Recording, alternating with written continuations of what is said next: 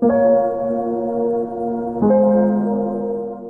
Jesus ngayon ay nangusap sa kanyang mga alagad tungkol sa pagdating ng banal na Espiritu Santo na magpapatotoo sa kanyang pangalan. Tinitiyak niya sa kanila na bagamat malapit na siyang lumisan, hindi niya sila pababayaan. Darating ang banal na Espiritu Santo upang gabayan sila, bigyan sila ng kapangyarihan at palakasin sila sa kanilang paglalakbay pananampalataya. Ngayon si Jesus ay nagpapaalaala sa atin sa mahalagang papel ng banal na Espiritu Santo sa ating buhay pananampalataya. Ang banal na Espiritu Santo ay hindi lamang ang ating comforter at counselor, kundi maging ang ating tagapagtanggol at patnubay. Sa pamamagitan ng banal na Espiritu Santo ay natatanggap natin ang karunungan, lakas at tapang na kinakailangan natin upang lakbayin ang mga hamon ng buhay at manatiling matatag sa ating pananampalataya. Tandaan natin na naog ang banal na Espiritu Santo sa mga alagad, hindi tulad ng isang mahinang ambon,